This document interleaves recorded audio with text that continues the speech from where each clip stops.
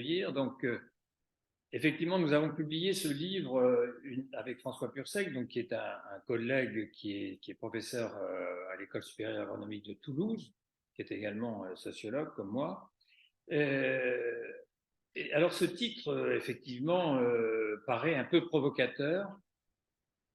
Pour autant, nous n'avons pas mis de point d'interrogation parce que nous avançons et décrivons une réalité qui est encore à bas bruit, pourrait-on dire, pour parler un peu comme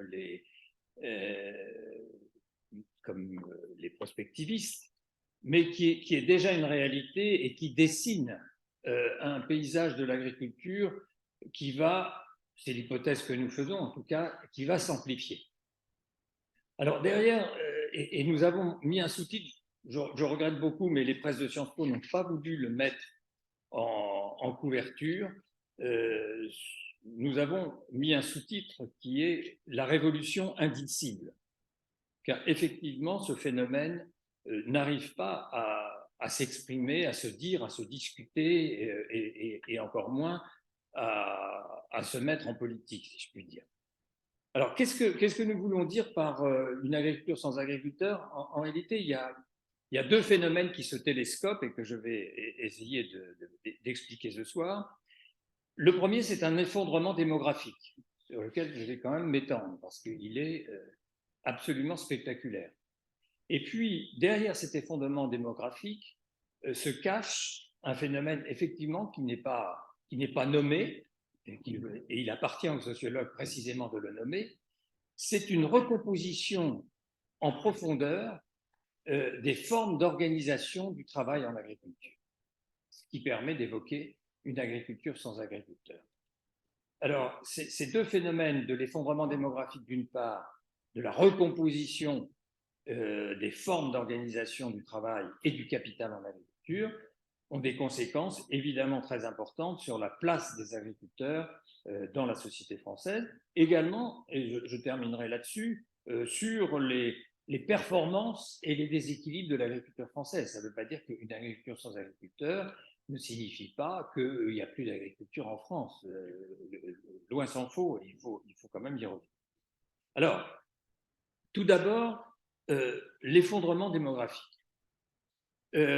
Nous avons attendu un peu pour sortir ce livre que soient publiés les résultats du recensement général de l'agriculture qui a eu lieu en 2020 et dont les résultats sont sortis au milieu de l'année 2022, donc ce qui nous a permis des actualisations de ce phénomène.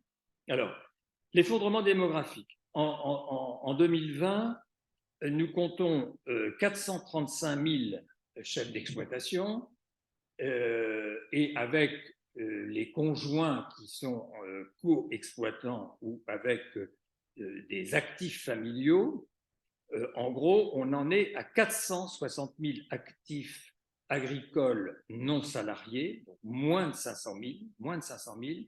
C'est moins 20% en 10 ans. Et c'est surtout moins 75% en 40 ans. Ça veut dire que les actifs agricoles non salariés, ceux que l'on appelle les chefs d'exploitation, aujourd'hui, dans la population des actifs en France, c'est 1,5% des actifs en France. 1,5% des actifs en France. Je vous rappelle que la population active agricole, c'était 50% de la population française au début du XXe siècle et c'était encore 33% de la population active française au lendemain de la Seconde Guerre mondiale. C'est quand même, on peut parler d'un effondrement démographique qui a d'autres compensations. Voilà. Bon. Donc ça, c'est pour les actifs non salariés. Alors, ce phénomène est un petit peu compensé par une augmentation, pas très grande, mais une augmentation un petit peu des salariés. On a 280 000 salariés. Mais surtout, et déjà le phénomène démographique nous renseigne sur cette révolution qui est en cours, qu'est-ce que nous voyons augmenter très fortement dans la dernière décennie?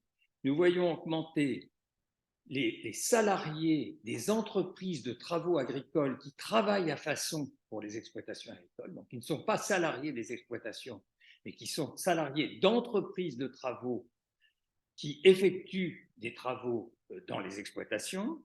Donc, ces salariés, c'est plus de 62% en l'espace de 10 ans. Donc, ça veut dire que, qu'est-ce que ça veut dire et qu'est-ce que ça annonce? Ça annonce les phénomènes de sous-traitance du travail en agriculture.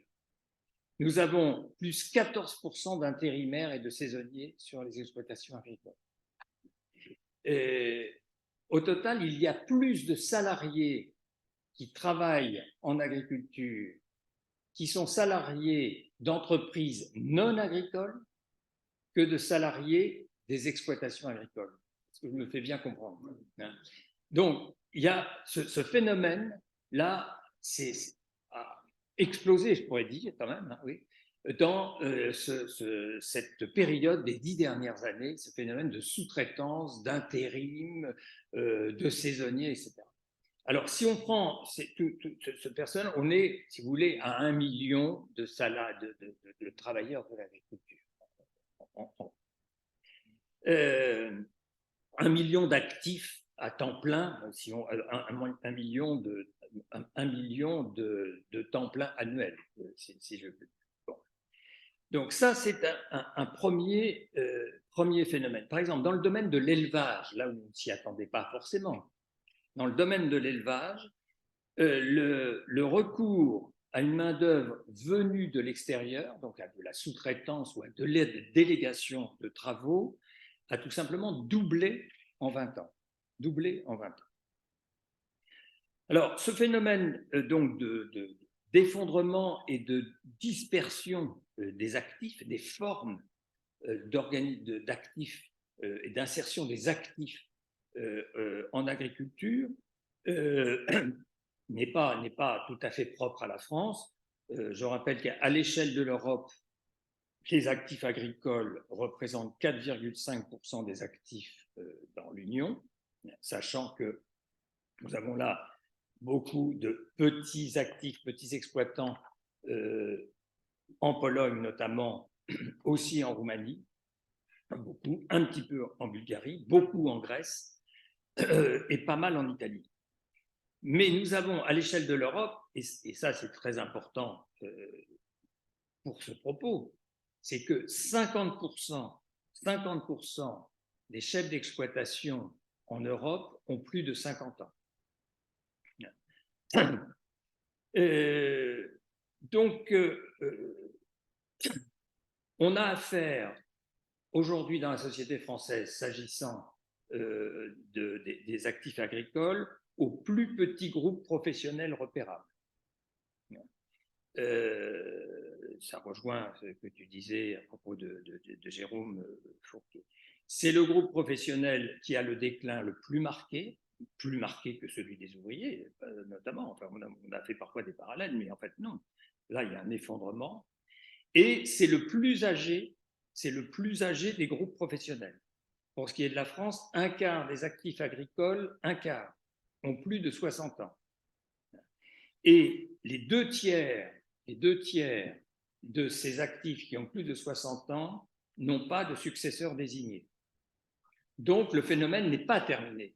Si vous voulez, c'est pour ça qu'on est dans un processus, rendez-vous dans 10 ans, on va avoir un paysage encore recomposé, c'est évident.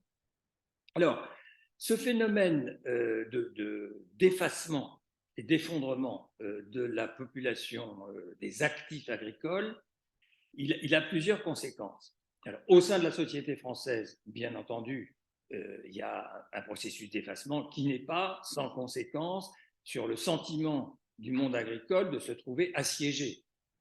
Parce qu'en même temps, ce secteur, si je prends que les chefs d'exploitation, qui sont encore une fois 1,5% de la population active, ils maîtrisent la moitié du territoire national. 50% du territoire national et de la surface agricole utilisée. En gros, si vous voulez, vous avez trois contrepartie, hein, la moitié en surface agricole utilisée, un quart en forêt et un quart en espace artificialisé ou protégé. Donc, c'est probablement une des professions les plus regardées. Quand il sort sur son tracteur, tout le monde le voit. Et maintenant, d'ailleurs, il fait ses traitements la nuit pour ne pas être vu. Donc, il y a un sentiment d'être complètement une minorité, parce que cette minorité, il y a bien des minorités dans la société française, mais le propre du monde agricole, et il faut avoir ça en tête, c'est le seul groupe professionnel, minorité parmi d'autres, mais qui vient d'une majorité, qui a été une majorité parmi les groupes professionnels. Encore une fois, au lendemain de la Seconde Guerre mondiale, c'était, après les ouvriers, la catégorie socio-professionnelle la plus importante. Donc, il y a un sentiment mêlé à la fois de puissance, puisqu'ils ne sont pas très nombreux et ils assurent l'ensemble de la production agricole, et en même temps de déclin, puisqu'ils pèsent beaucoup moins, évidemment, dans le cours politique. Ils ne sont pas seulement minoritaires dans la société française, ils sont désormais minoritaires dans les espaces ruraux eux-mêmes. Si vous prenez, mis à part ce qu'on appelle la diagonale aride qui se réduit d'ailleurs. Il ne faut pas oublier que depuis 1992, la population des espaces ruraux croît plus vite que la population urbaine. C'est dans les espaces du grand périurbain que la population augmente le plus. Et donc, c'est dans les espaces ruraux eux-mêmes, une grande partie des espaces ruraux, pas tous, mais une très grande partie des espaces ruraux, les agriculteurs non seulement sont devenus minoritaires dans ces espaces-là, mais sont confrontés à des populations qui ne sont pas des populations de souche rurale, qui sont des populations mobiles, mouvantes, comme les populations, la plupart de la population française. Et donc, ils sont comme étrangers dans leur propre territoire. Vous voyez, enfin, c'est-à-dire que la culture agricole n'est plus la culture dominante des espaces ruraux. C'est ça qui est important dans cet effondrement démographique. Mais en même temps, c'est une population qui garde, et là-dessus, enfin, je ne suis pas en désaccord avec Jérôme Fourquier, mais je regrette qu'il n'arrive pas qu'il se cantonne, enfin, il fait son métier de sondeur. Mais de ce point de vue-là, les sondages ne disent pas tout. Pourquoi ? Parce que ce petit, ce qu'on pourrait appeler ce petit monde sociologique, est en réalité un monde encore très puissant. Pourquoi ? Parce que depuis les débuts de la Troisième République, ce qui fait quand même maintenant un siècle et demi, ce secteur a construit un dispositif institutionnel que aucun secteur professionnel, dont aucun secteur professionnel ne dispose en France, en Europe et dans le monde. La caractéristique du monde agricole français est d'être adossé à un dispositif institutionnel d'une puissance absolument inégalée. Absolument inégalée. Ce n'est pas seulement le ministère de l'Agriculture. On avait quand même des DDA dans tous les départements. Aujourd'hui, on a une direction régionale dans toutes les régions, évidemment, et à travers les directions départementales des territoires, une annexe de ces directions régionales. Mais vous prenez le maillage institutionnel, c'est-à-dire la mutualité sociale agricole, c'est-à-dire le crédit agricole, c'est-à-dire les coopératives agricoles, c'est-à-dire le syndicalisme agricole, les chambres d'agriculture, le syndicalisme dans sa variété. Il n'y a pas un préfet, sauf celui de Paris, mais même si je prends la couronne parisienne, le préfet du Val-de-Marne, le préfet des Yvelines, le préfet, à plus forte raison, le préfet de Seine-et-Marne, je garantis que dans le mois où un préfet arrive dans un département, il a reçu ce qu'on appelle la profession agricole, c'est-à-dire le président de la Chambre, le président de la FDSEA. Très bientôt après, il va évidemment à l'Assemblée générale du Crédit agricole, il va à l'Assemblée générale de la Mutualité sociale agricole, c'est des passages absolument obligés, et il sait bien que s'il ne le fait pas, et s'il se met les cadors de la profession agricole de son département, il se retrouve avec un tas de fumier devant sa grille dans les 3 mois qui suivent. Donc, aucune profession n'est en mesure de faire ça. Donc, il y a une puissance politique qui demeure, qui est forte et qui est sans commune mesure avec le poids démographique, qui est un poids historique encore une fois, très puissant, qui est la construction du ralliement voulu par la Troisième République, du ralliement des paysans à l'idée républicaine de leur arrachement au bonapartisme et auparavant au légitimisme de restauration. Et donc, il y a là une efficacité de ce dispositif institutionnel voulu, construit, entretenu pour construire la modernisation sous la Ve République et qui garde une très grande efficacité.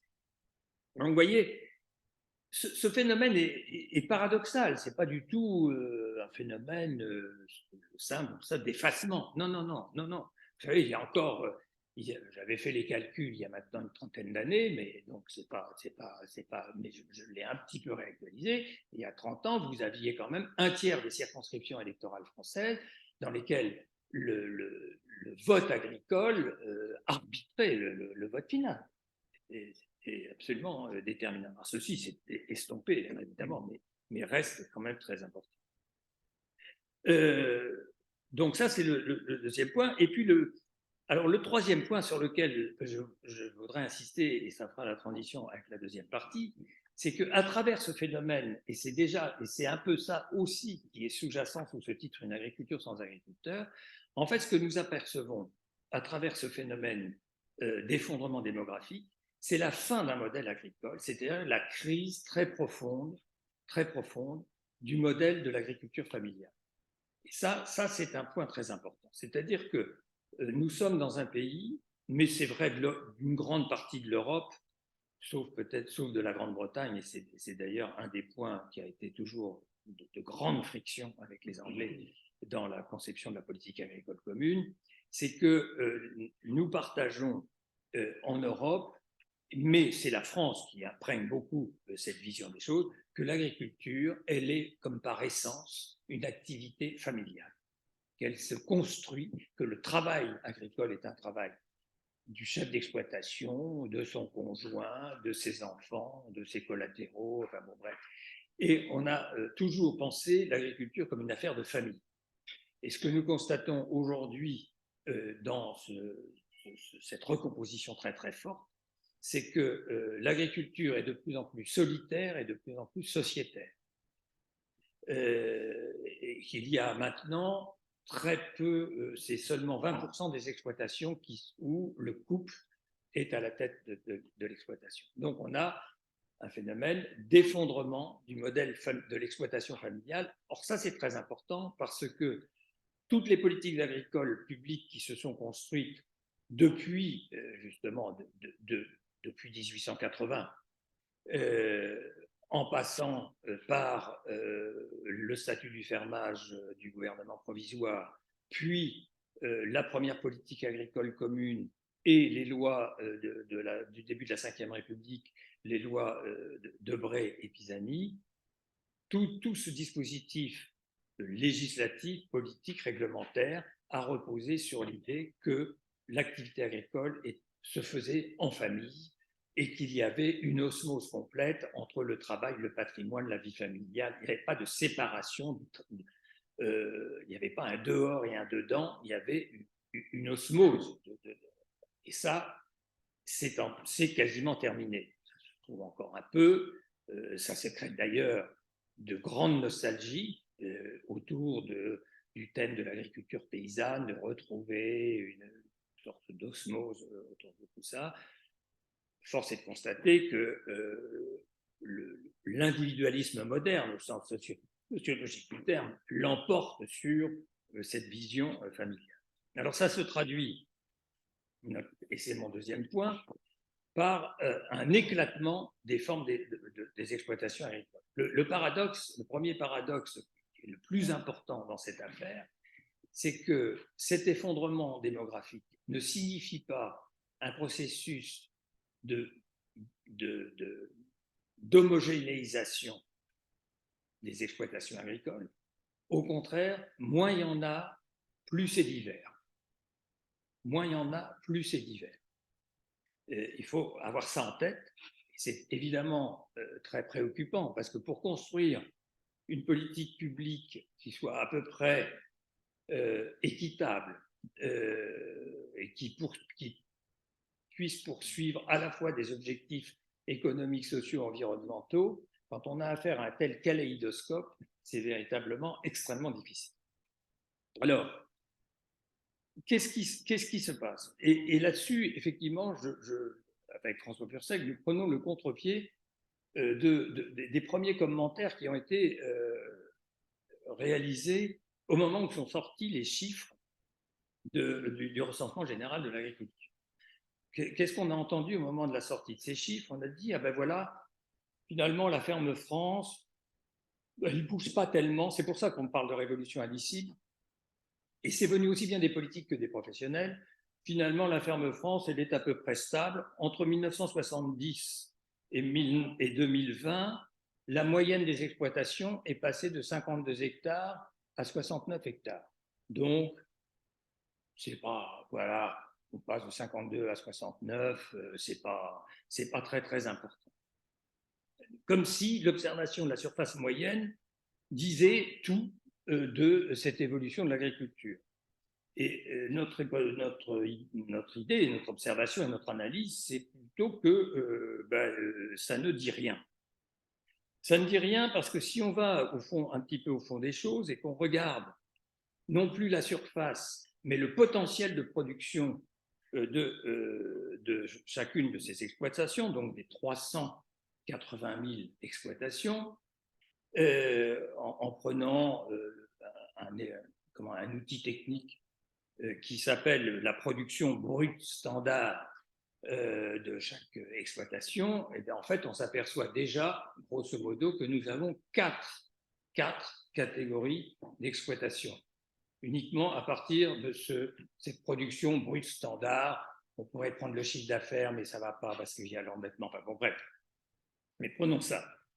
On a 4 sous-ensembles que l'on distingue donc de la façon suivante. 100 000 micro-exploitations.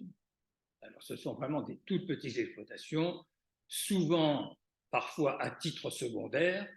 Presque toujours, les détenteurs de ces micro-exploitations ont un métier, un revenu par ailleurs, mais elles existent. On a 100 000 petites exploitations. Alors, celles-là, elles sont en grande difficulté, ont parfois des revenus négatifs et se tiennent la tête hors de l'eau grâce au soutien public. On a 100 000 exploitations moyennes. Celles-là correspondent assez bien précisément à ce standard de l'exploitation familiale moyenne avec 1 ou 2 unités de travail homme-année. Et puis, on a ce qu'on appelle 80 000 grandes exploitations. Ces 80 000 ne sont pas encore toutes des très grandes, mais on les qualifie de grandes, enfin en tout cas ce sont les plus grandes. Alors les micros, les petites et les moyennes ont toutes diminué de 30% dans les 20 dernières années. Seules les grandes ont augmenté. Elles ont augmenté de 3%.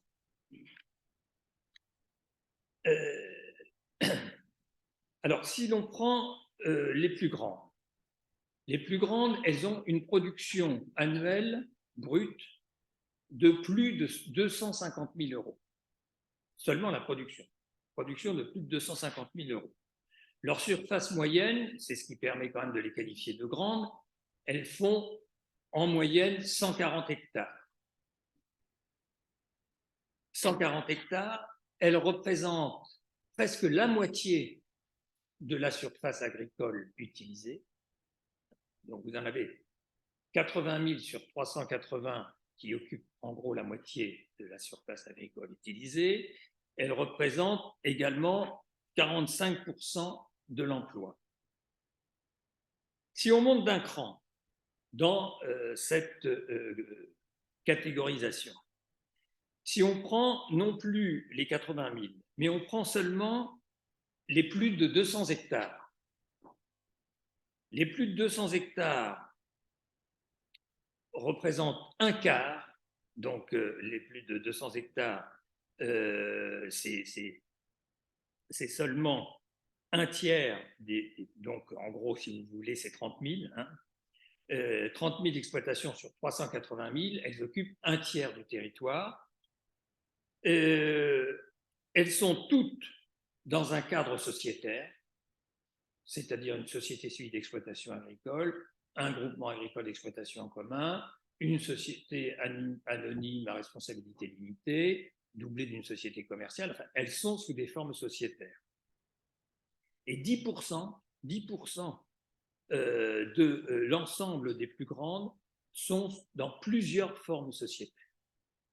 Alors ça, c'est très important parce que, vous voyez, s'introduire dans le monde agricole des formes banalisées de l'organisation du travail et du capital sous ces formes sociétaires qui sont encore la plupart du temps sous des capitaux familiaux, sous des formes, des liens familiaux qui relient mais avec un seul gérant ou exploitant.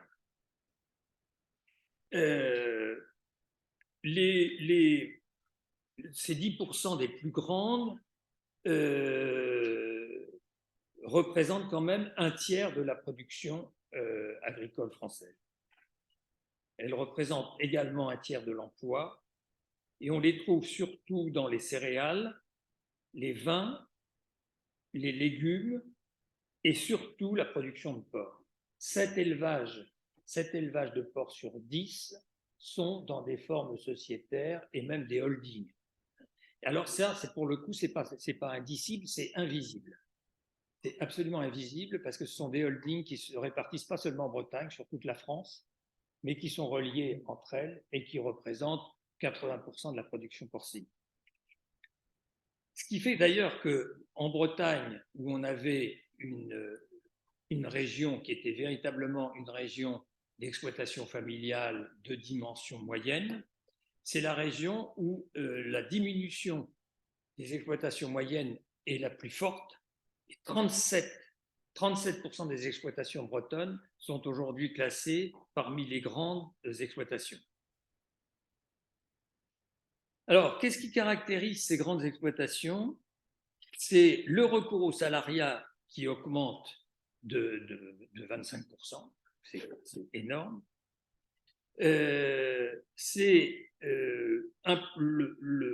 La place du salariat est supérieure, la place du travail salarié est supérieure à la place du travail familial.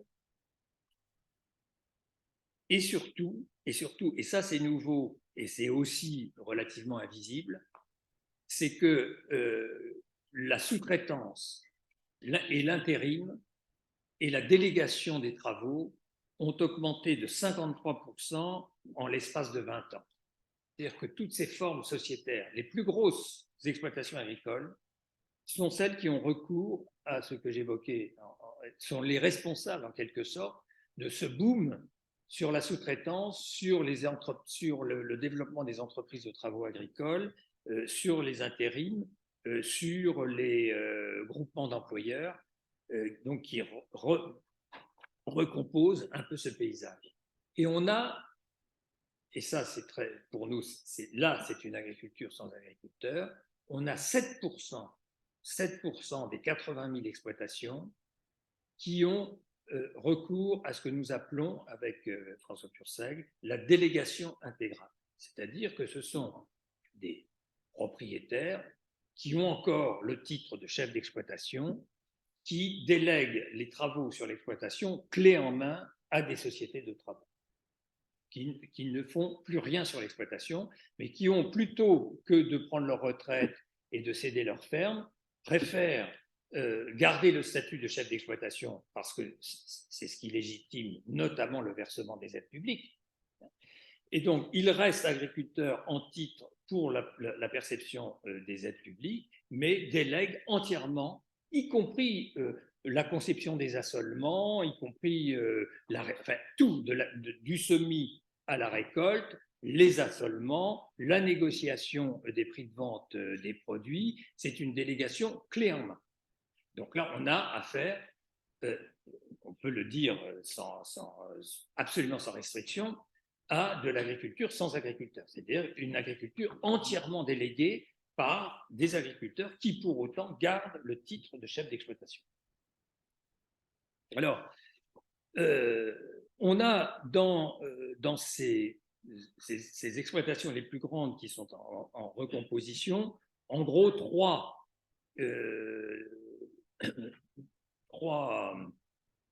comment dirais-je, trois stratégies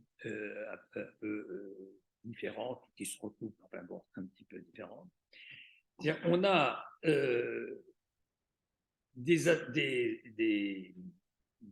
exploitations qui se mettent ensemble pour créer de nouveaux collectifs, c'est-à-dire pour faire des échanges de terres pour les assolements, ou pour faire des groupements d'achat et des groupements de vente pour peser sur les prix. Donc, qui accélèrent, on en voit beaucoup par exemple dans les Hauts-de-France, dans la Marne, aussi dans la Seine-et-Marne, ou dans les Landes, le Bordelais, aussi pas mal dans l'Ouest breton. Bon. Donc, des exploitations qui se regroupent et qui créent de nouvelles structures sociétaires aussi bien pour des raisons agronomiques que pour des raisons commerciales, que pour des raisons d'achat et de vente ou pour des gestions de personnel.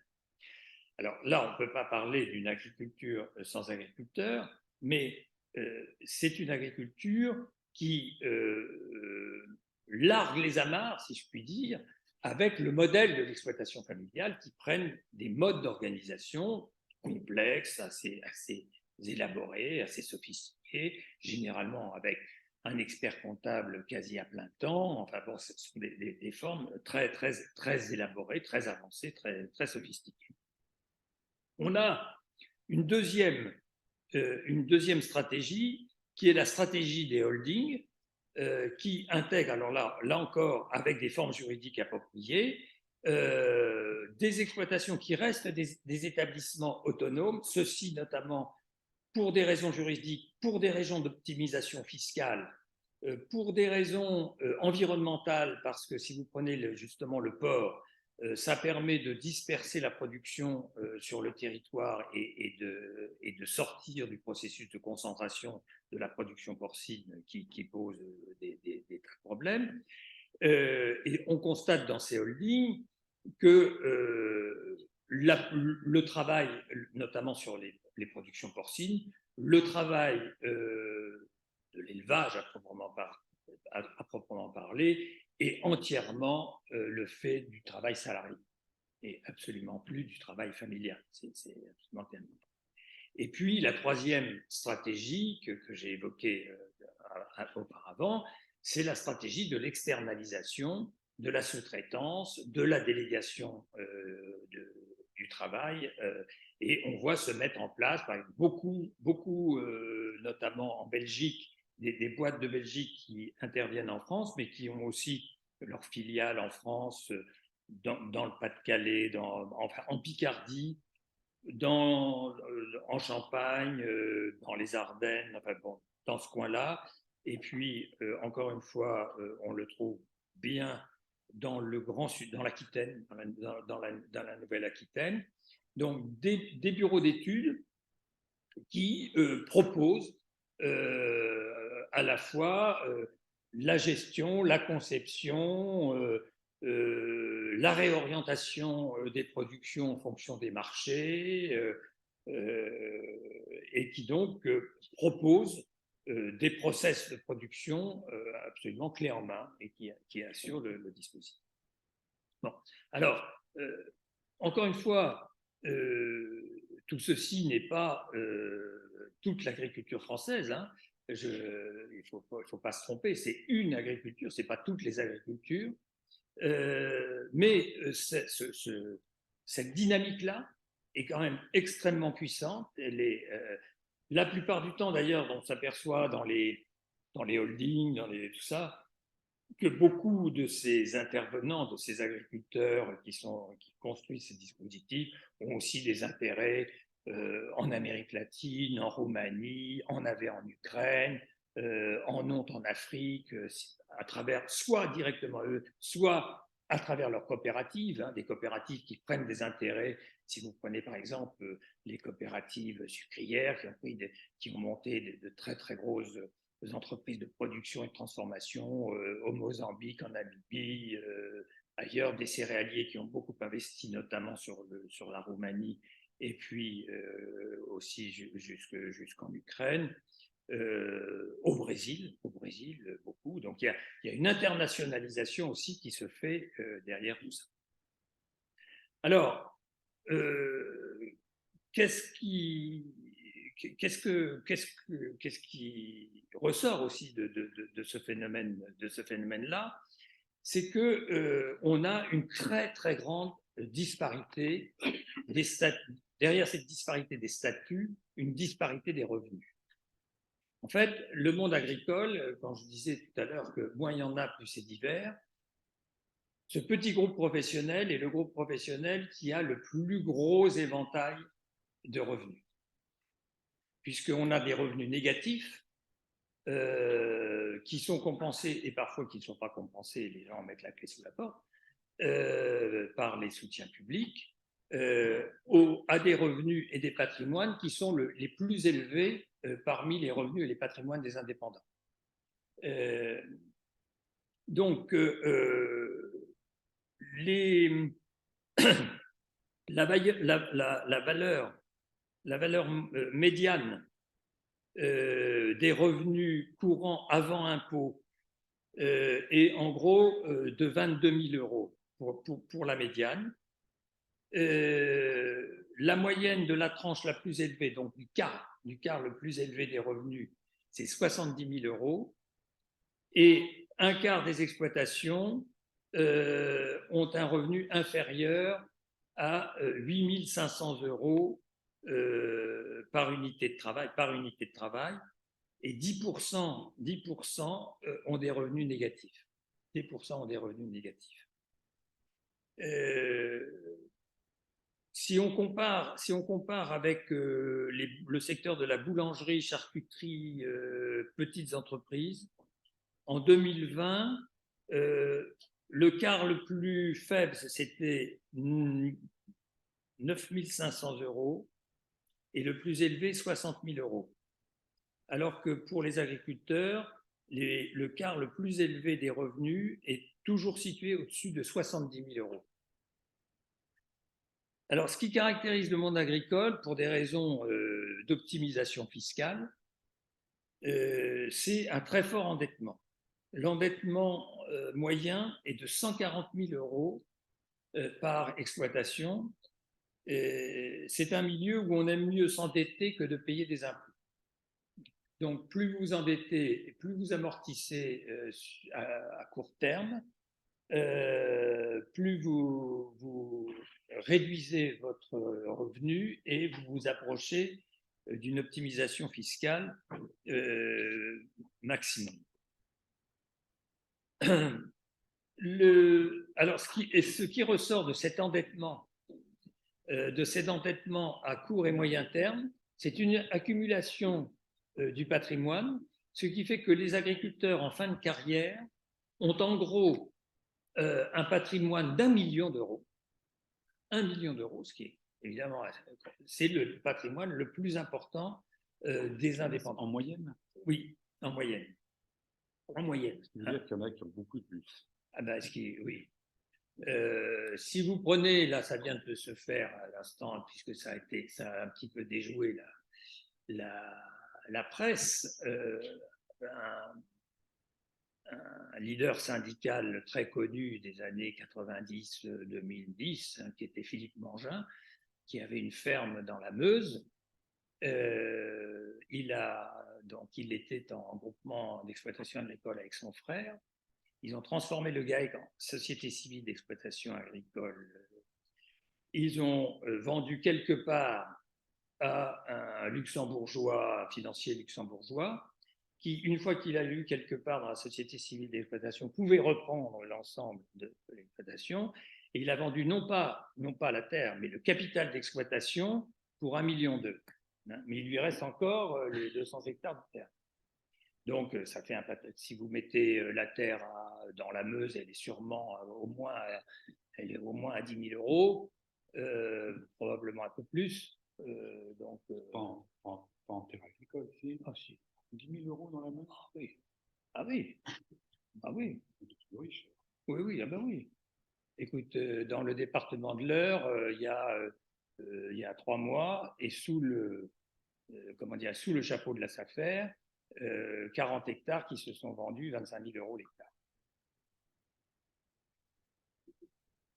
Donc, non, oui, on a. Oui, oui, moi, oui. je pensais à la Meuse, c'est pas un département les plus riches. La Meuse, oui, mais c'est des bonnes terres à blé quand même. Et donc, voilà. Donc, ça, donc, ça aussi, c'est intéressant parce que si vous voulez, c'est une vieille histoire chez les paysans de vivre pauvre pour mourir riche. Et ça se confirme. C'est un phénomène parce que, comme tu le dis, 1 million en moyenne, ça veut dire qu'on a des patrimoines qui sont à 3, 4, 5 millions. Et c'est une des grandes difficultés, touche là le problème de la transmission et de l'installation. C'est-à-dire, quel jeune peut entrer dans ce métier en mettant 1 million sur la table? Évidemment, donc on est obligé de passer par des. Et on voit bien que là, on a maintenant. Le cas Mangin est un cas. Bon, ça veut dire quoi? Ça va être repris par en l'occurrence pas un fonds de pension, mais bon, quand même un fonds financier qui trouve là un retour sur investissement tout à fait valable. Dans les Landes, le mois dernier, une société civile d'exploitation agricole qui était strictement familiale, qui a été créée par le grand-père dans les années 60, entre 60 et 70, quand le bassin, les chefs de famille du bassin parisien ont repris dans les Landes des coupe-feux, des terres inexploitées pour installer le cadet de la famille. Et à ce moment-là, ils ont fait beaucoup de sociétés. Eh bien, à la deuxième génération, ils ont réussi encore à faire, avec 2-3 enfants, une société, tenir le coup. Et puis à la troisième génération, quand il s'agit aucun des petits-enfants ne peut reprendre ça tout seul. Et la société a été vendue, capital d'exploitation et capital foncier d'un seul temps. Et c'est pas repris par un agriculteur qui va monter sur le tracteur demain matin. C'est repris évidemment par des fonds et qui vont, ou des fonds industriels, qui mettent sur place un gérant ou qui ont recours à une société de travaux agricoles et qui assure le travail agricole. Donc on est dans un dispositif, et là-dessus, le renouvellement de génération est un vrai grand sujet, parce que on ne voit pas comment les politiques d'installation qui s'étaient mises en place dans les années 60, avec l'indemnité viagère de départ, les dotations jeunes agriculteurs, bon, tout ça était relativement fluide, hein, mais aujourd'hui, on est dans des déséquilibres qui ne permettent plus. Et le slogan une installation pour un départ n'a aucun sens. Aucun sens. On va continuer d'avoir un processus de concentration. Alors, pour terminer, ça ne veut pas dire tout ça que, si vous voulez, ce n'est pas du tout un effondrement de la ferme France, c'est une recomposition très en profondeur de cette ferme. Je rappelle qu'en 50 ans, la productivité du travail, cet effondrement démographique, qui veut dire quoi? C'est qu'en 50 ans, la productivité du travail en agriculture a été multipliée par 5. C'est un des secteurs où la productivité du travail a le plus augmenté, de façon la plus spectaculaire.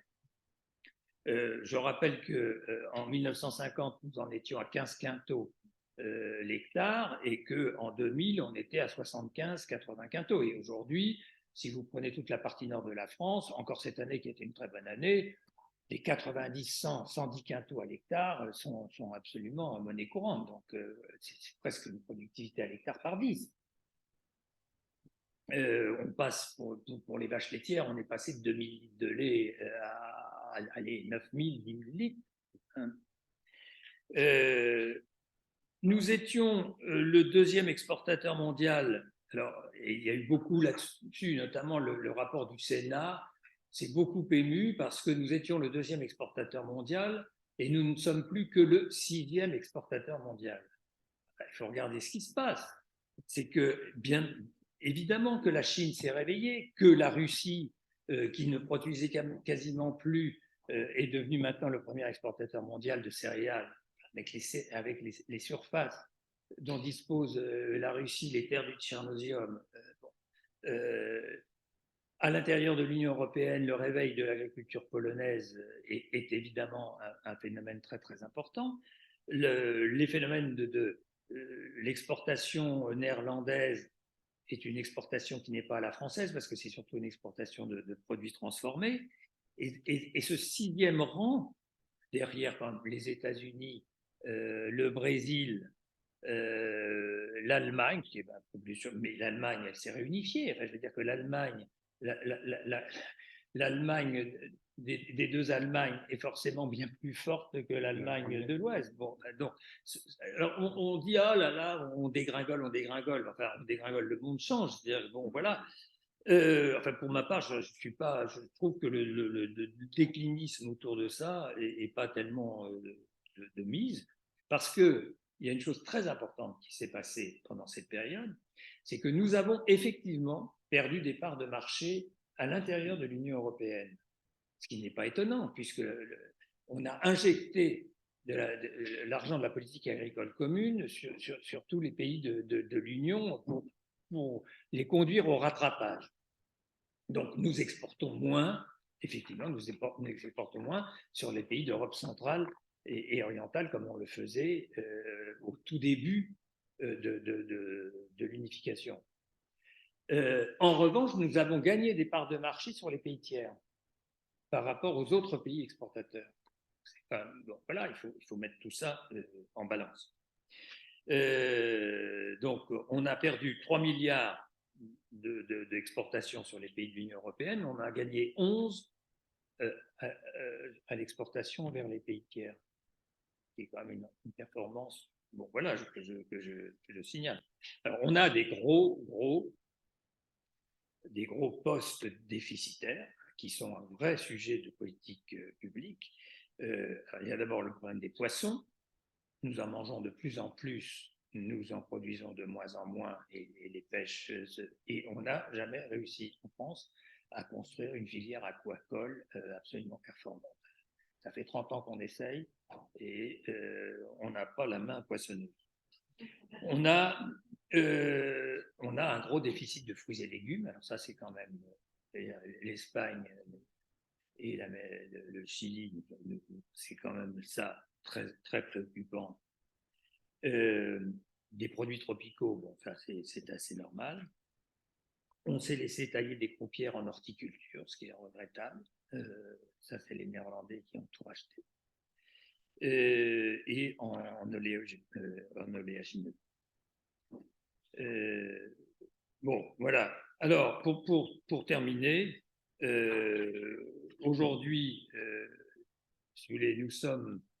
Quelles sont les recompositions au-delà de ces formes d'organisation et de l'arrivée donc de ce que nous avons appelé une agriculture sans agriculteurs, des défis qui en même temps sont complètement nouveaux, c'est-à-dire que le défi de la sécurité alimentaire, de la capacité de production a été largement relevé, avec des réorientations qu'il faudra effectuer, mais qui sont très dures à effectuer, mais surtout, on est confronté à des problèmes nouveaux. C'est-à-dire que pendant 30, 40 ans, on s'est habitué à une augmentation des rendements, une augmentation de la production, et on a affaire, depuis maintenant 10 ans, à une stagnation des rendements. Donc, d'un point de vue agronomique, les arbres ne montent pas jusqu'au ciel, hein, il ne faut pas s'en étonner.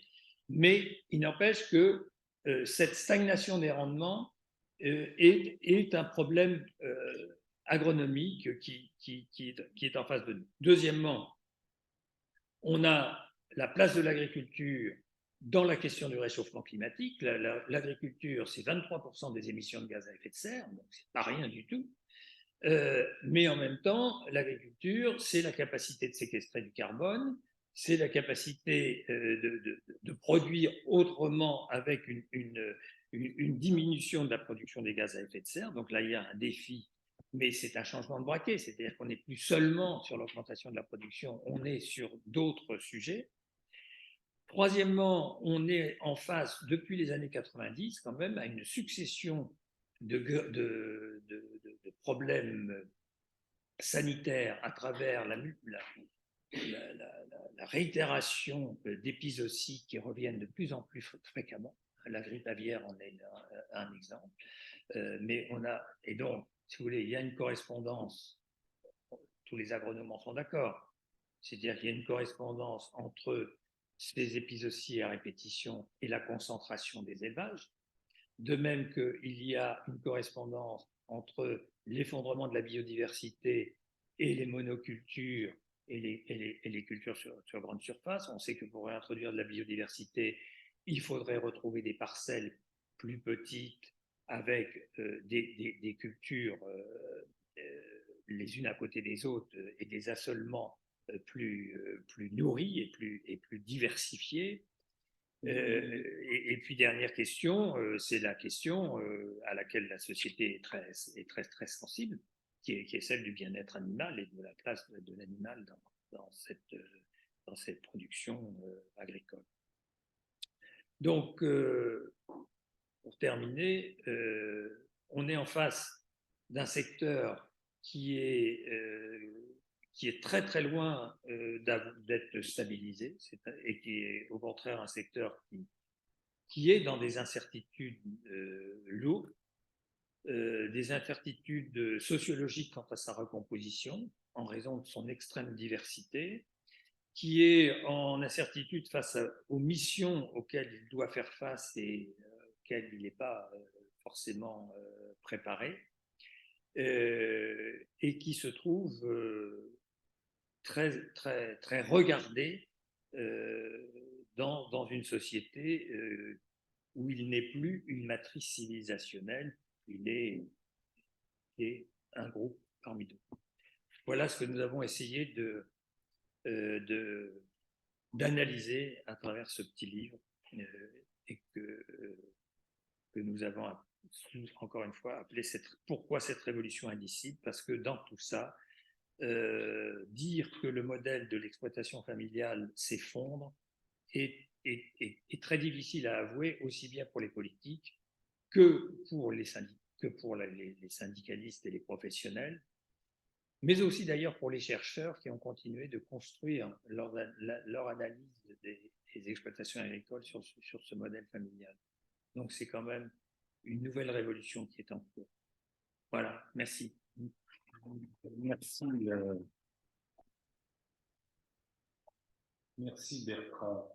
Je ne vais pas débattre avec lui, ce n'est pas mon boulot ce soir. Hein. On est d'accord? J'aimerais bien. On fera un autre moment. Voilà. Donc je me permets de demander, de poser des questions, qui peuvent être des questions de détail, des questions sur ce qui n'a pas été dit ou qui préoccupent, de changement de mode de production agricole. Je vais passer. Alors, je vais passer le micro. C'est l'ordinateur. Et là. Oui, j'avais une question sur la place de l'agriculture biologique dans ce modèle, où est-ce qu'elle se situe dans cette discussion, et aussi dans les défis, vous en avez parlé, mais sans détailler, sur toute la discussion autour de l'arrêt des pesticides, justement, comment les rendements peuvent continuer à croître si on passe un peu l'agriculture sans pesticides et autres produits. Alors, sur l'agriculture biologique, on a connu une croissance vraiment tout à fait continue depuis 1995 jusqu'en 2020, hein, une croissance continue à la fois des surfaces du nombre d'exploitations. Alors, je n'ai pas les chiffres là directement, mais je ne veux pas vous dire de bêtises. Mais en tout cas, la courbe, elle est continue. Hein. Elle est continue depuis 90-95.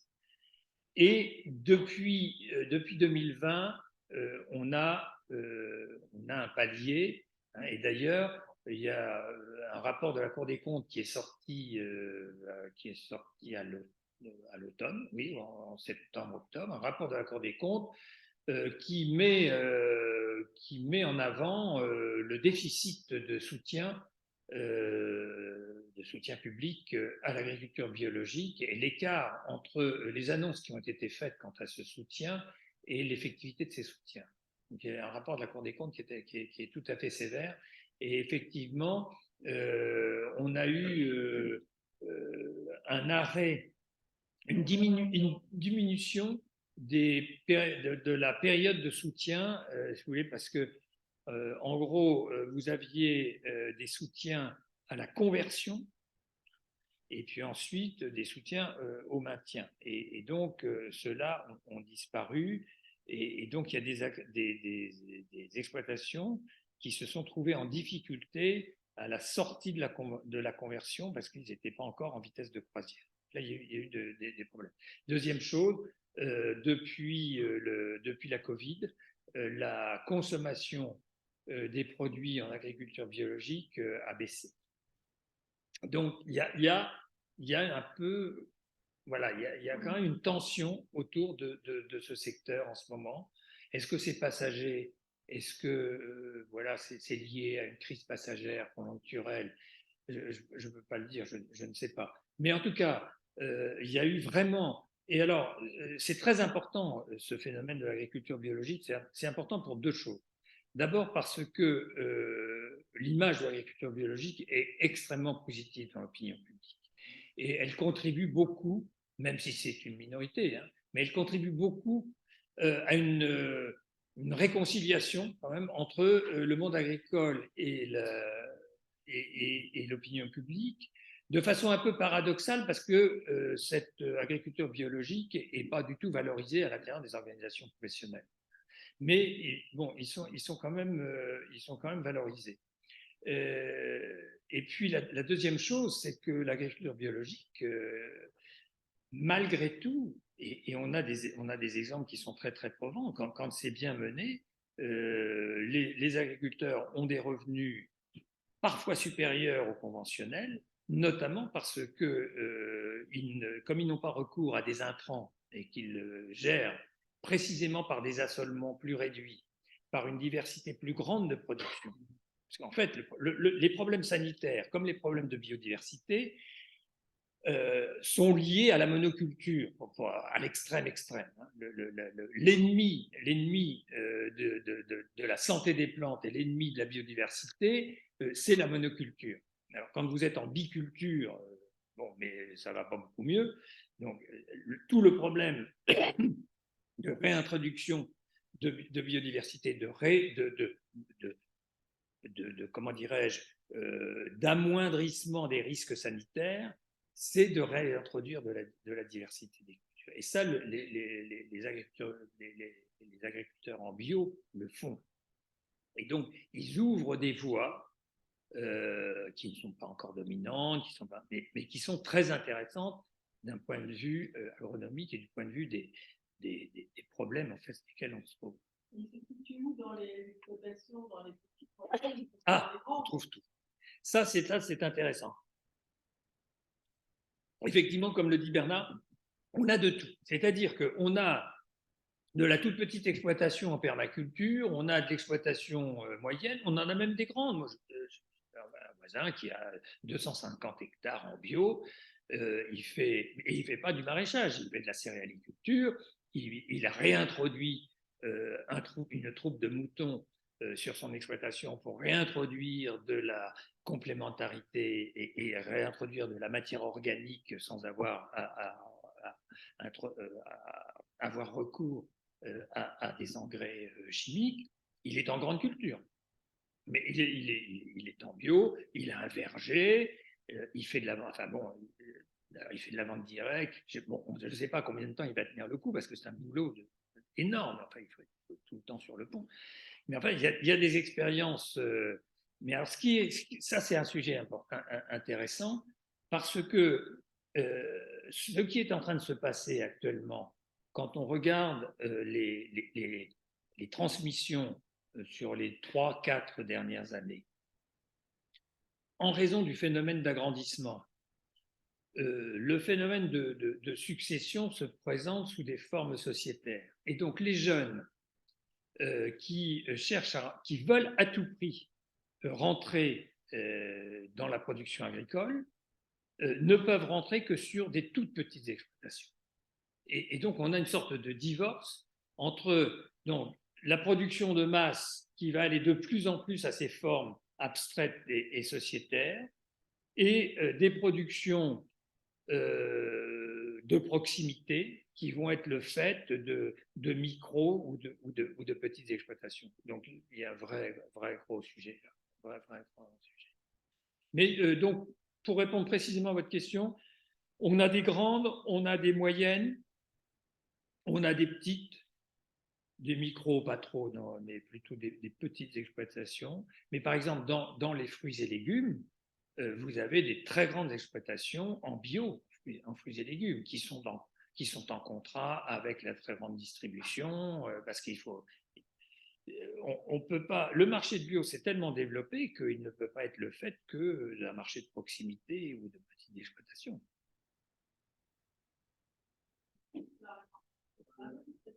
Il y avait une question ici. On passe le micro après.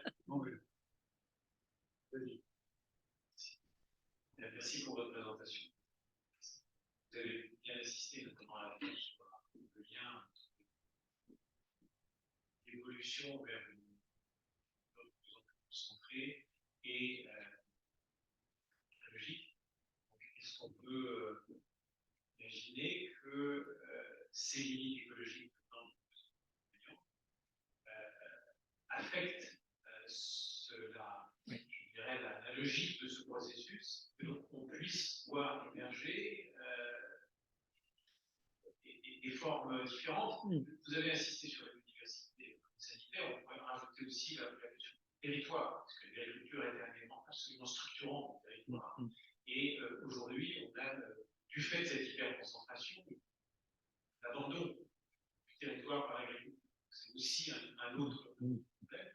Est-ce qu'on pourrait imaginer un autre modèle concurrent de celui-ci et qui, au-delà du caractère un peu anecdotique que vous évoquiez à l'instant, ces petites exploitations qui émergeaient, qui pouvaient entrer dans une logique de proximité, est-ce qu'on pourrait imaginer quelque chose de différent, justement parce que les problèmes écologiques prennent une dimension de plus en plus importante?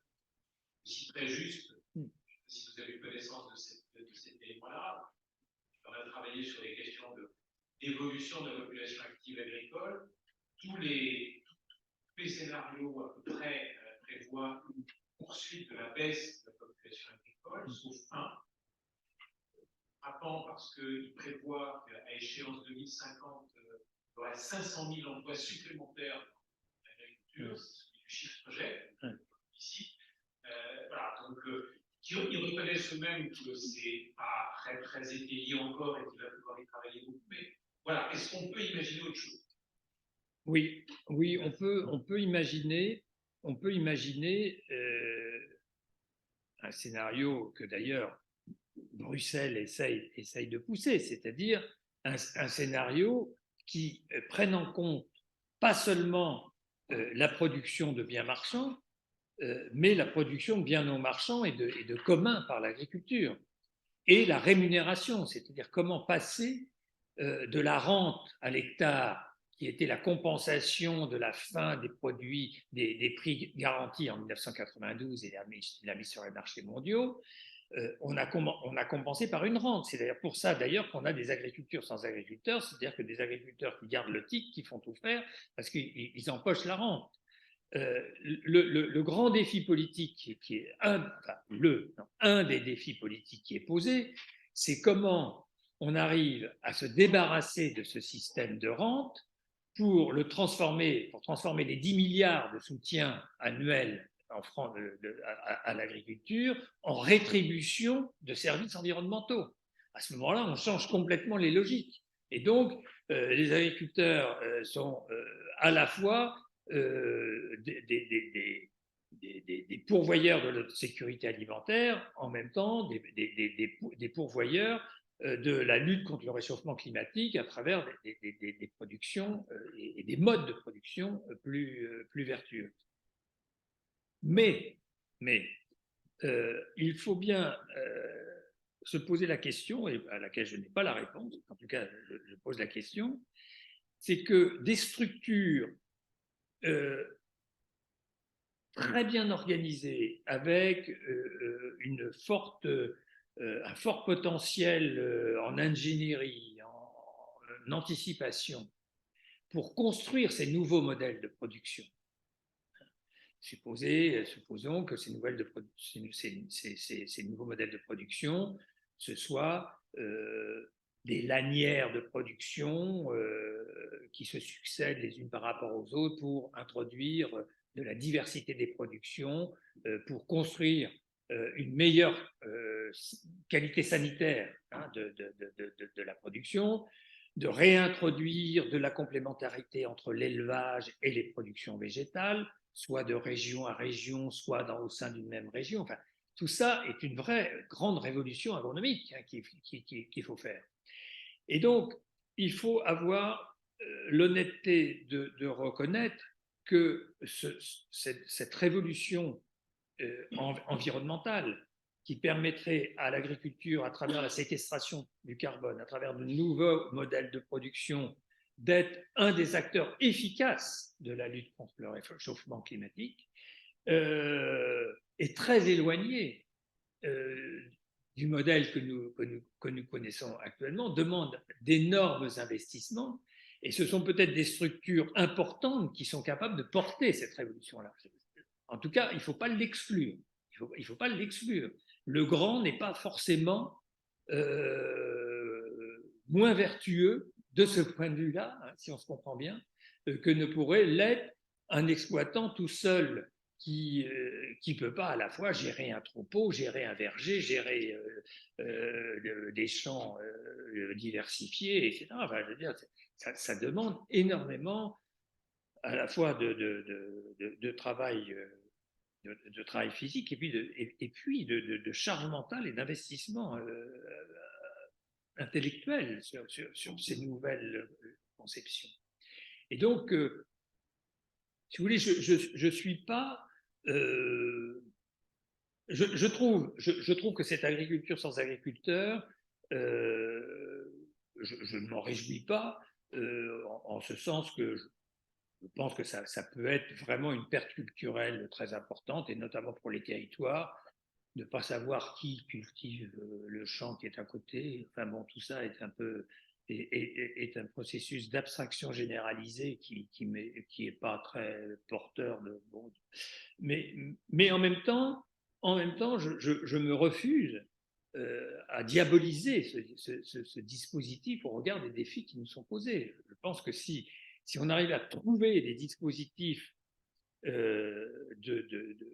encore une fois, de politique publique et de politique marchande qui prennent à bras le corps, c'est très, très, très, très difficile. Hein, je jette la pierre à personne, mais on pourrait imaginer, si c'est véritablement porteur de rentabilité, que ces structures-là se mettent dans ces dispositifs, ce n'est pas exclu.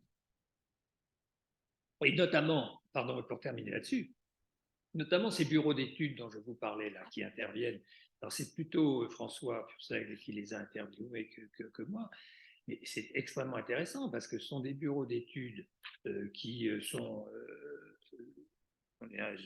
nourris d'ingénieurs agronomes qui sont là-dedans, qui réfléchissent beaucoup sur ces nouveaux modes de production et qui proposent, alors les donneurs d'ordre prennent ou ne prennent pas, actuellement, mais qui proposent des process de production qui sont tout à fait intéressants et qui vont dans un sens de réconciliation de la production, de l'environnement, etc., mais qui sont coûteux pour le moment, qui sont coûteux.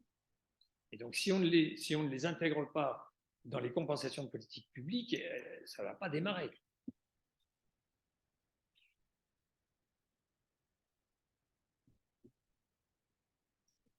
Sur le bio. Je voulais simplement savoir, on dit que la diversité est la même. Est-ce que la répartition est la même? C'est-à-dire, est-ce qu'une petite partie est très gros, vous disiez tout à l'heure un tiers. Oui, là, je ne peux pas vous dire. Il y a eu des travaux là-dessus, d'ailleurs, hein, mais il y a ce que l'on constate quand même, notamment, surtout en fruits et légumes. En fruits et légumes, en fruits et légumes, vous avez quand même une très grosse concentration sur la production de fruits et légumes en bio, notamment en raison des marchés de la grande distribution. Et donc, vous avez vraiment de grands écarts, et puis vous avez des productions des agriculteurs bio, des producteurs bio, y compris en fruits et légumes, qui ont une niche, une bonne niche locale d'écoulement, hein, et qui marchent bien, hein, mais bon, qui sont sur une niche territoriale, disons. Hein. Parce que la mise en marché, et c'est une vraie difficulté pour les bio, c'est que la mise en marché des petites quantités, c'est très compliqué. C'est très compliqué, y compris avec votre supermarché du coin. Votre supermarché du coin, si vous ne pouvez pas l'alimenter régulièrement avec des produits réguliers, bio, mais néanmoins toujours les mêmes, eh ben, ils vous abandonnent. Et donc, vous êtes obligé de faire de la vente directe. Et puis, il y a eu beaucoup de tâtonnements autour du bio, hein, avec les AMAP, les paniers. Oui, quand il y a un moment où les poireaux, vous en avez marre, quoi. Donc,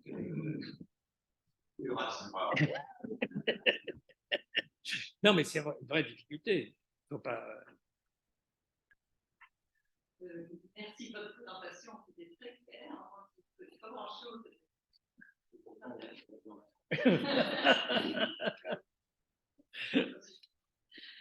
J'ai deux petites questions qui vont être grandes. Vous avez parlé de l'évolution démographique, mais en termes de surface exploitée sur le territoire, est-ce qu'il y a eu une grosse évolution En moyenne, non. Non, je l'ai dit, hein, on est passé de 52 à 69. Donc, vous voyez, hein, mais c'est pas considérable. Hein, et c'est pour ça que cette moyenne-là cache en réalité un éclatement très, très important. Parce que en fait, les micros se sont maintenus. Et donc, elles font. Non, moi je parlais sur le territoire, l'ensemble Ah, du territoire de la France. Ah oui, d'accord, sur le problème de l'artificialisation des sols notamment. Ben, oui. Alors, vous savez qu'il y a eu cette fameuse loi qui est du dernier quinquennat là, sur le zéro artificialisation. Donc, il y a un vrai grand sujet à la fois du code rural et du code de l'urbanisme pour essayer de reconstruire la ville sur la ville, de limiter les infrastructures et de ne plus mordre sur le foncier agricole.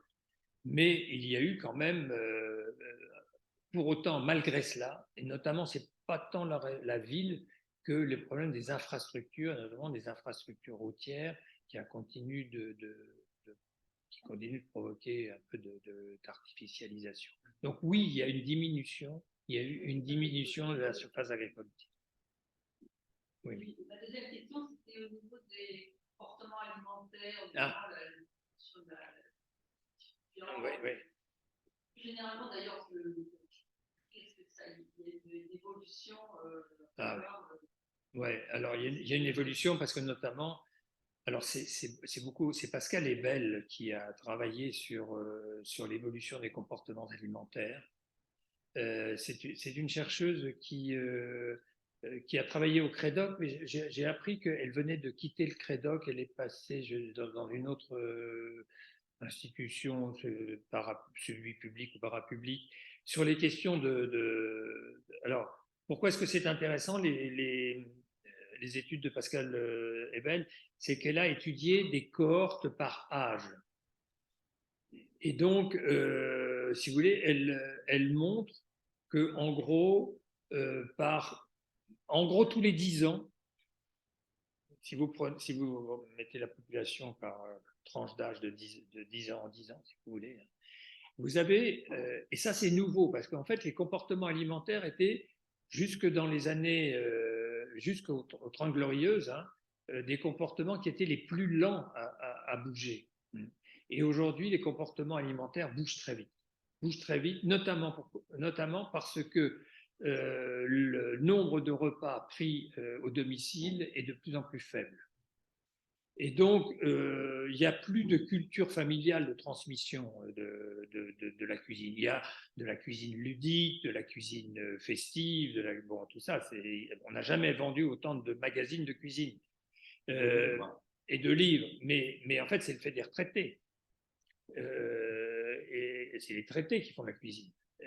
Alors, ils sont très nombreux, donc c'est important. Mais non, pas que, mais le pas que. Dans les familles monoparentales ou les familles biparentales dont les deux parents travaillent, on n'a pas le temps de cuisiner, on achète du tout prêt. Enfin, c'est vraiment, là, c'est avéré. Et les jeunes, à partir de leur autonomie, à partir de 16 ans, 18 ans, construisent à chaque cohorte des modes alimentaires qui bougent beaucoup. Et donc, les dernières cohortes mangent moins bien. Mangent moins de viande et mangent plus de viande blanche. Non, c'est pas. Non, à condition. Enfin voilà, après, il faut rentrer dans l'équilibre de l'alimentation et tout ça, c'est un sujet. Beaucoup moins de fruits et légumes. Oui, et moins de fruits et légumes, et notamment des fruits surprenants. Justement, il y a un papier qui vient de sortir là, que j'ai vu passer sur la consommation de fruits. Ça m'a beaucoup étonné, pendant la période de la Covid et après, et notamment chez les jeunes. Je sais pas pourquoi. Ouais. Je sais pas trop. Et ils mangent énormément de produits ultra transformés. C'est très paradoxal. Hein. Les comportements alimentaires sont très, très paradoxaux. Hein. Je peux raconter une anecdote. Il se trouve que chez nous, en Normandie, donc nous avons transformé une étable en salle de répétition et nous accueillons tout au long de l'année des compagnies de théâtre, de musique, de danse, etc. C'est une population plutôt, comment dirais-je, plutôt écolo, pour faire très vite, hein, plutôt écolo et plutôt vegan. Mais du vegan drôle, quoi, parce que on retrouve dans les poubelles, c'est vegan, mais c'est plein de produits sous vide, de trucs préparés, transformés. Il y a pas de viande, mais en fait, tout ça est assez surprenant. Mais bon, voilà, c'est une autre façon de se forme d'hygiénisme discutable. Ouais. Mais bon, bah, c'est peut-être une remarque de vieux que je ne qualifierais pas.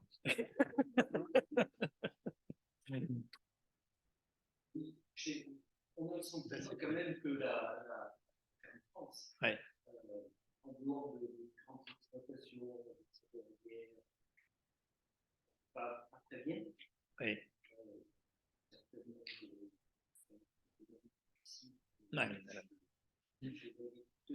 J'en ai pas parlé, mais oui. Alors, ce qui m'étonne, c'est que sur la c'est très encadré. D'une part, oui. D'autre part, toute la profession agricole, les syndicats. Et donc, je ne comprends pas. J'ai du mal à comprendre pourquoi ce secteur est dans cet état. Vous êtes un fin connaisseur, c'est avec l'agriculture. Je ne comprends pas comment, avec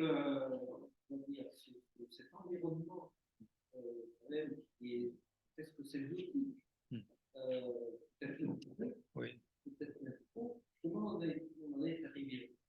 Je veux bien avoir le sentiment. Oui, oui. Alors, il y a plusieurs sujets. Il y a deux sujets. Enfin, j'en retiens deux dans votre question. Sur cette question du malaise. Sur cette question du malaise et sur cette question du suicide. C'est une question que l'on aborde, qui est vraiment très importante. Parce que oui, il y a un sursuicide agricole. Ça, c'est absolument indéniable. Il faut ajouter que ce sursuicide agricole n'est pas propre à la France. On le trouve en Australie, on le trouve en Chine, on le trouve aux États-Unis, on le trouve en Pologne, pour les pays où il y a eu des études, où il y a un sursuicide agricole. Donc ça, c'est une chose. Alors, pour ce qui est de la France, il y a eu un travail très approfondi qui a été fait par un chercheur qui s'appelle Nicolas Desfontaines, qui a fait sa thèse sur le suicide agricole. Et qu'est-ce qui ressort de cette thèse? Il ressort, je ne vous dis pas de bêtises de mémoire, 4 types de suicides, à peu près équivalents. Alors, il y a un suicide un peu connu, si vous voulez, ou attendu, c'est le suicide de l'agriculteur célibataire, désocialisé, touché par l'alcoolisme, qui vit avec sa vieille mère ou son frère ou sa sœur, et qui le jour où en tout cas son entourage immédiat, le membre de son entourage disparaît et est perdu, c'est possible. Bon, il y a eu un film là qui était absolument terrible là-dessus, qui s'appelait Sans adieu. C'était pas le film de Canet, mais un autre qui n'a pas eu beaucoup d'écho, qui a été tourné par un jeune garçon qui est lui-même mort des sida, enfin, qui était un fils d'agriculteur qui était parti aux États-Unis, revenu, sachant qu'il allait mourir, revient dans les monts du Forez et faisait la tournée du facteur avec et puis voilà, il a fait un film sur les vieux paysans du Forez. C'était assez prégnant. Bon, ça c'est une catégorie de suicide. Il y a une deuxième catégorie de suicide qui sont des agriculteurs en fin de carrière qui n'ont pas de successeurs, mais qui sont les héritiers d'une lignée et qui ne supportent pas l'idée que la ferme ancestrale, transmise de génération en génération, va disparaître parce qu'elle est trop petite, parce que ceci, parce que cela, parce que les enfants ne la reprennent pas, parce que précisément, ils ne voient pas comment ils vont faire leur carrière dessus. Et avec cette phrase qu'a recueillie Nicolas Desfontaines à plusieurs reprises, chez cette catégorie-là, hein, une vie pour rien. C'est absolument terrifiant. Il y a une troisième catégorie, alors qui est tout à fait importante et très importante en nous. C'est le suicide des agriculteurs de 40 ans. Alors, ceux-là sont des agriculteurs qui n'ont pas forcément véritablement choisi cette carrière professionnelle, qui font encore partie, ce qui est en train de disparaître, de ces agriculteurs par assignation. C'est-à-dire que voilà, ils sont le fils, et le fils il reprend la ferme parce qu'il est le fils. Et qui se trouvent pris dans des conflits de loyauté entre son épouse, entre son propre désir de conduire l'exploitation autrement que comme son père l'a construite, et entre le regard des parents, parce qu'il est dans la maison de la ferme ou la maison d'à côté, mais les parents sont encore là, et où cette intersurveillance et cette tension entre les parents, le fils, la belle-fille, etc., finit par être insupportable. Et ça, c'est un très grand révélateur de la crise de l'exploitation familiale, enfin, de ce que représente l'exploitation familiale dans notre société où chacun entend construire son destin, avoir son autonomie à l'intérieur du couple, vivre sa vie professionnelle, etc. Et avoir certes des relations familiales, mais qui soient disjointes de sa vie professionnelle. Et donc là, alors quand en plus l'affaire ne tourne pas trop bien et que la famille vit grâce aux revenus de l'épouse, bon, et que la belle-mère trouve que les enfants ne sont pas bien tenus, et ben ça ne va pas.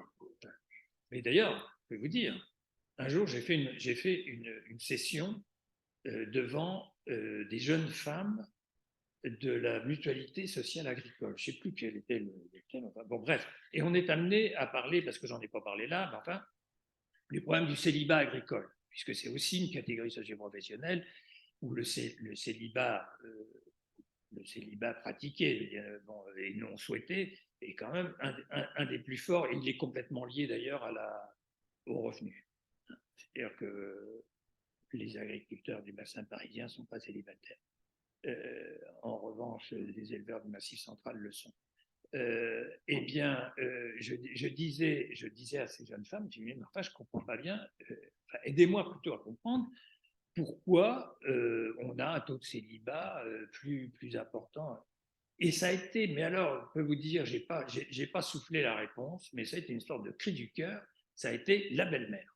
C'est-à-dire, ces jeunes femmes savent qu'elles vont devoir être sous le regard des beaux-parents 365 jours par an et qu'elles n'en ont pas envie, ce qui est, je comprends. Donc, voilà. Donc, ça, c'est très important, ce suicide-là, vous voyez. Et puis, le quatrième, bah, écoutez, il y en a 4, mais je n'arrive pas bien à le caractériser. Oui, il y a l'endettement, il y a ce processus de voilà, on n'y arrive plus. Mais vous voyez, c'est pas le plus important. C'est pas le plus important. C'est ça que et c'est ça l'intérêt de cette thèse de Nicolas Desfontaines qui a fait cette enquête à partir de la Bourgogne.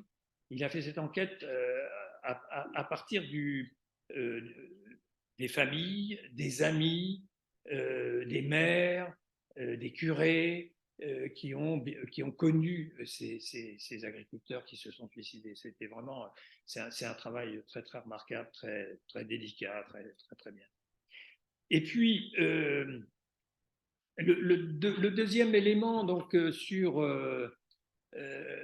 oui, pourquoi on a c'est-à-dire que je pense que ça tient au fait que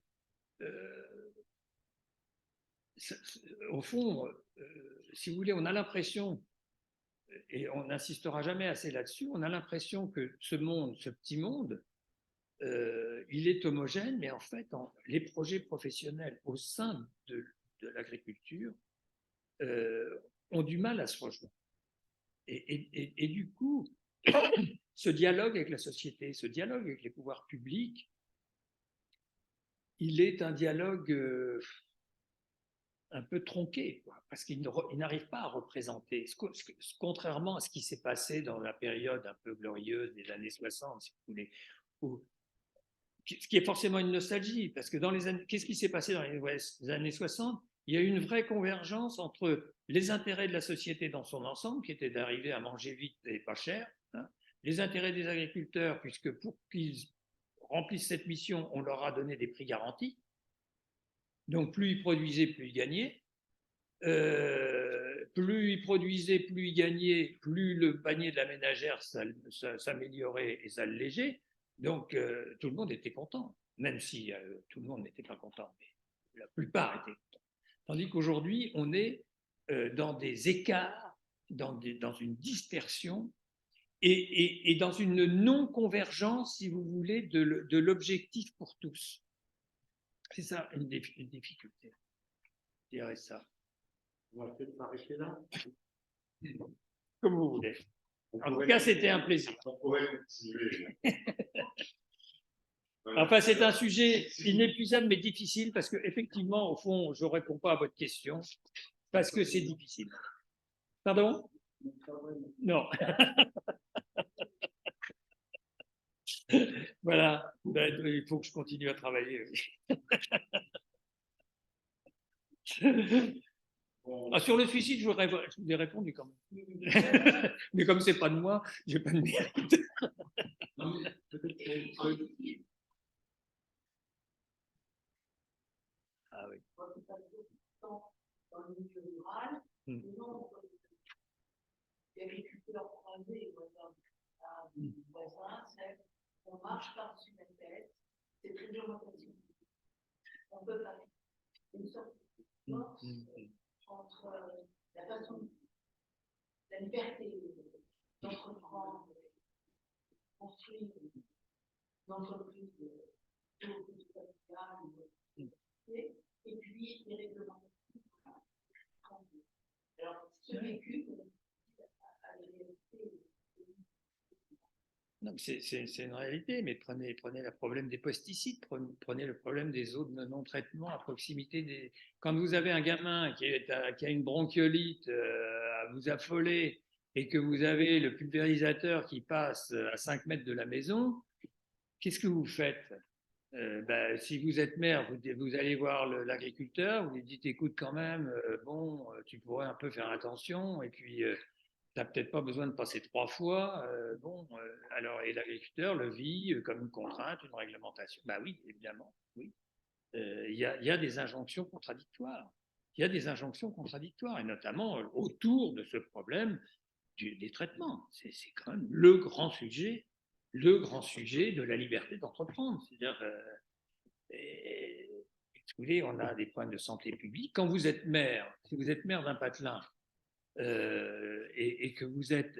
Alors, évidemment, vous avez dans un village, je ne sais pas moi, de 300-400 habitants, vous n'avez plus que 3 ou 4 agriculteurs, mais vous avez 300 habitants. Et les 300 habitants, ils en ont marre. Ils en ont marre. Ils en ont marre de la sortie du pulvérisateur, pour ne prendre que le pulvérisateur.